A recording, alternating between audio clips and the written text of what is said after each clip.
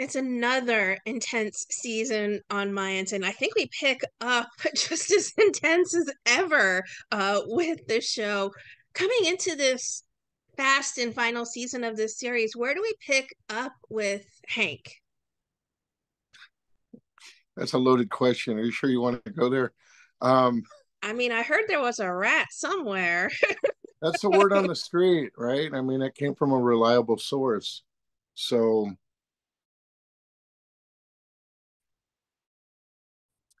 I think what's crazy about everybody's always like, well, he doesn't say a whole lot. Well, he doesn't need to. He can say 3 words and get the job done. But I think he also internalizes there's a lot going on in here. It's like mental chess, so to speak, and or mental hopscotch, whatever you want to call it. But I think everything's kind of coming to the surface now. And so he's a little more vocal about things, or he's acting on them. He's calculated, I think, but also he's still a little on the brokenhearted kind of. I think he's disillusioned by a lot of things, by what the club stands for, the codes that they live by, their bylaws, and I think he sees, maybe a little bit of. He's just a little bit disheartened by him. So he's broken as always, but I think he's beautifully broken. What keeps him then so active with the club? Is it continued loyalty? Is it just, force of habit? What is it that keeps him in this motor club? Well, as far as the motorcycle club goes, I think that's an extension of who he is. And when I say that, there's a saying that they have with men in the MC world. There's a saying where they say it's not the patch who makes the man, it's the man who makes the patch. And I think even if Hank wasn't in the club, he would live by a certain. I don't think he necessarily is defined as good or bad, but I think Hank definitely strives to be righteous, which is a totally different, realm. So I think with him, it's he just in his mind with the club, he sees the bigger picture. It seems like his only member or family member outside the club is his mother. So he looks to his brethren for his purpose, and I think he lives by those codes sometimes more than others, and that's just who he is. Good, and it can work against him as well. You know, Loyalty doesn't always work in one's favor, as we're finding out. I was just going to get to that. I mean, is there anyone in the club that he would consider himself truly loyal to? Uh, you know, Creeper for sure. I mean that's established. And despite what the masses think, because I hear about it quite a bit, they think I gave Alvarez a raw deal, in the fourth season. He had an undying loyalty to Alvarez. But the thing that people, I don't know if they got it, maybe they did, but Alvarez trained him to be a soldier, to, live by the art of war. So he made those choices upon the teachings of his mentor. It didn't go in his mentor's favor when the votes came out, but I think that he did. There's a bit of a void with Alvarez, but I think Bishop is another one. They may not be close on a personal level, or maybe they are, so to speak, but I know he respects him and he trusts his word too. So there's guys in the club that he's here, but I think he veers more towards the older guys, you know. But I guess I'm one of the older guys. So No, we call you not older, you're just more experienced. oh, is that what they say? Well, he's been in the game a lot longer. Yeah. My goodness, yeah. I mean, Easy is compared to Easy, I'm sure, he's a much new, Easy is a more newer Right. individual in the Right. club, whereas, Hank has been seasoned, as they say. Right. Right. Yeah. So he is, but at the same time, I think there's that I think there might be an inner conflict with Easy Reyes too. Hank vetted him. So I think there's a burden where Hank, has to take that reality on as well. In the first episode of the first season, Hank vouched for him. I like him. I ran his paperwork. He's good. And now, he went from prospect to club president, and it's a big move. So sometimes I wonder what Hank really thinks. Sometimes, I mean, I really do. I mean, we have the storylines, but there's always those discoveries that you tend to have as the story goes along. And there's been quite a few of us because I think everything's come full circle, so to speak. I was going to ask if you had much of a chance to provide some input about how you feel Hank has been. Well, have you had a chance to have some input into Hank throughout the seasons, or when you get the script, do you just learn more and more about him as the seasons go? The crazy thing that I appreciate Elgin James for, and the writers, is we had. I mean, we did have aspects of input, but for myself, I think I was able to express a concern or an opinion or a realization that might have come while we're going through certain episodes. Um, and the only thing was, for me personally, as a storyteller for Hank, is I just wanted to keep it real. Just wanted him to tell the truth, whether he was doing good things or bad things, or and he, it's one of those things. It's like a child that grows with you, you know. And sometimes it gets out of hand. You got to put it to bed because Hank was a lot. I mean, he was definitely he's somebody who is at war on the battlefront with everything that goes on with the actions and the consequences of the club. But at the same time, he's also has his inner turmoils, and he's at war with himself. So that discovery there alone is a lot. But how do you gauge that, and not go too overboard with that, and find that balance? And I think he found that with Nails. I think he found that with his mother. So you had that balance of his humanity, so to speak. If there is some humanity to any of these motor club members, at times you wonder if it still lingers within them, based on the things that they have to do, um, to keep the club running, to provide safety for the people they care about. Um, so it's such a beautiful dichotomy that exists in this series. Were you excited, or were you nervous, or were you happy reading? What were your thoughts when you read the scripts for the final season? Well, there was an acceptance that we were coming to an end, that the story was finally, the arcs were going to come, beginning, middle, and end. The story was going to come full circle. And I don't ever believe that the cast or myself ever, we never took it lightly. We went in at 10,000 miles an hour, and with every episode, because we were doing something we loved, and something was very, difficult, emotionally taxing, part of the gig. We all, everybody goes through that. But with this one, there was, for me personally, I think there was a sense of relief. And when I say that, it was, either way it's going to end, and however that ends, I accept it. But I can just focus on where we need to go to tell this story thoroughly, honestly, and beautifully. And I wasn't fearful of anything. I was actually more fearless, I believe. But it was also, there was a sense of relief that I've been carrying this heavy load of a guy named Hank around for years, and sometimes he's very present. And to know that he was gonna get to go away, was almost a relief too, because people may not understand this, but when you do, I mean, people can say acting, but when I say storytelling, the emotions, the physicalities that your body goes through, that's all real. Your body doesn't know that you're feigning anxiety, depression, hostility, whatever. So it renders, and it's residual. So in retrospect, now that the show's over, I feel like I went not 10 rounds, but I feel like I went 1,000, and I'm still kind of coming down from that.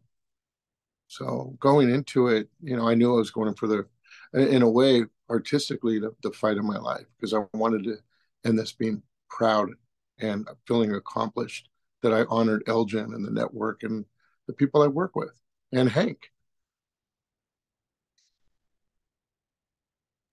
I'd be remiss if I didn't ask if you took home any special souvenirs or mementos from your time working on this incredible, incredible series.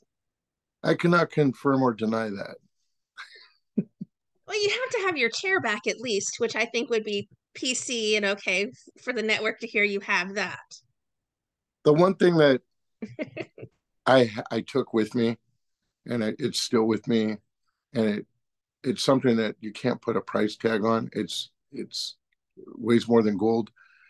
I worked on an amazing show. We went through the pandemic.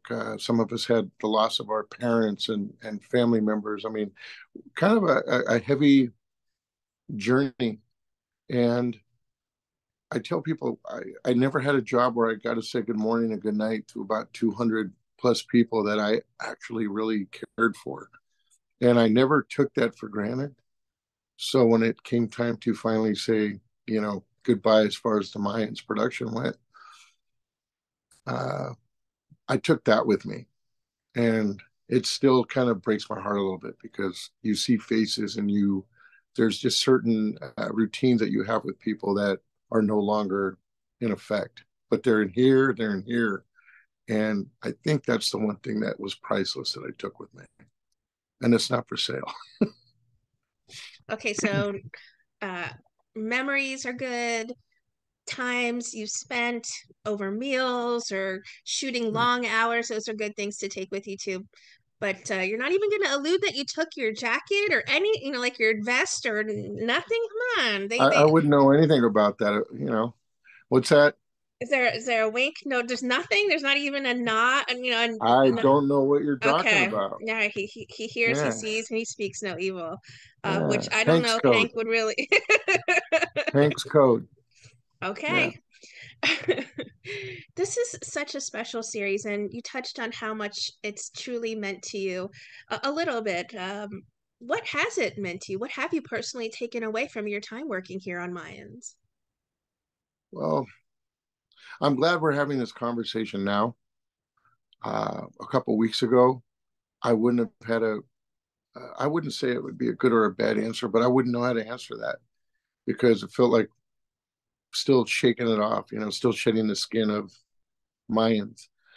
Um, I would have had a very different conversation with, myself, for my first day when I walked into the person I am when I left. Um, if it's done something for me, I'd like to think it's made me prove to myself that well, I wanted this role and I fought for it, and I I just gave it everything I had, even when I didn't think I had it in me at times. Whether because life happens, and and it was just also that I look back on it now and I'm just going like, wow, I was part of this. I mean, you're still kind of in it, but now I'm a little bit more on the outside. I was sitting with a buddy of mine over on Sunset Strip last night. It's like 3 in the morning. We're just having coffee. That's our morning coffee hour. We were taking a break from the ride, and one of the city buses went by with the Mayans logo on it, or the billboard, and that's the first one I've seen myself. But I was just like, wow, it's part of that, you know, and it was fleeting because the bus went flying by, but it was like I gotta be part of that. I get to take that with me, and like I said, I'm not when it comes to monetary, things that people hold near and dear, that's good for them. For me, you can't take certain things with you when you leave this world, but I can take that with me as far as I know. For the spiritual beings we strive to be, Mayans and the people involved, the whole universe of it. I'm taking it with me. So there, I said it. All right, no tears yet because we'll wait for the final episode to actually get on our screen. Or maybe, men like you don't cry. Is that what? Oh, we all cry. I've All seen the right. toughest man cry. There's nothing wrong with crying. It's an emotion like everything else, Absolutely. and it can be healing. Yeah, All yeah. right. Do you have any plans yet for how you will be celebrating the series finale, or is it too soon to tell and we don't want to get ahead of ourselves? Maybe there's a ride you'll be taking at that time, just It's funny. by Yes, yourself or with friends to really heal and let go officially. it's funny you say that because I actually will be on a ride with about 18 of my guys, and uh, we were a little anxious about the timing of the trip because we don't know if we're going to be on the road when the finale hits. So we were a little bit like, well, what do we do? You know, how are we gonna work this in? Because some of the guys that are on the ride were also background extras. They were, you know, the additional background cast playing the Mayans characters.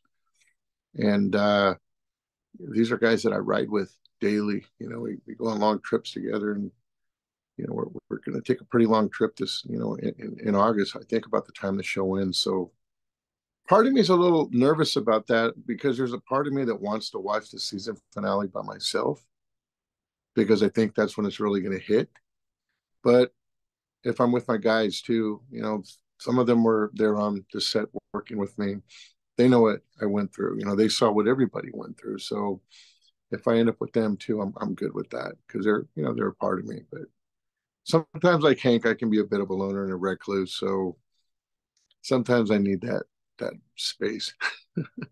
No judgment. We all, take time to process things, whether it's by ourselves or we feel more comfortable around people. I mean, um, this is a big chapter from your life that's changing things for you. So certainly do whatever feels comfortable for you is my personal advice. Not that you need it, but Oh, I want to hear it. I'm open to all of it. what's next for you then, Frankie? Have you been busy working on anything else? Are you still taking some time to just decompress after being a part of so many seasons of this special show? I'm I think I'm better this week as far as coming down and actually enjoying myself. Let me see. I've been going to you know, I'm an old punk rock kid.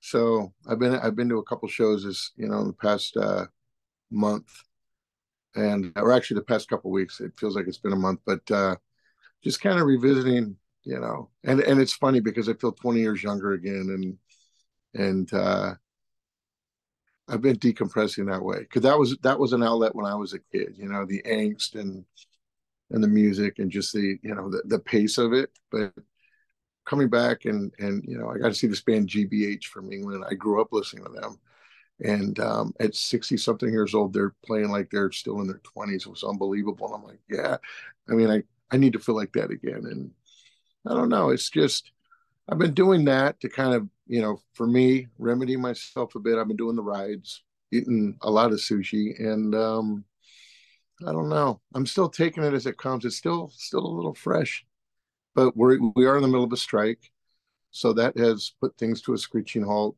And definitely hope that works for the better for everyone because when people think of, like, for example, our show, they think of the cast. Well, they often may not be aware of the process of the writers in the room. Elgin James, I swear, you know, the man didn't sleep for God knows how many years, and I know that, you know, uh, the Teamsters, you know, all these good people who leave their families behind to get there before we get there and to leave when we've gone, and we've got long hours as well.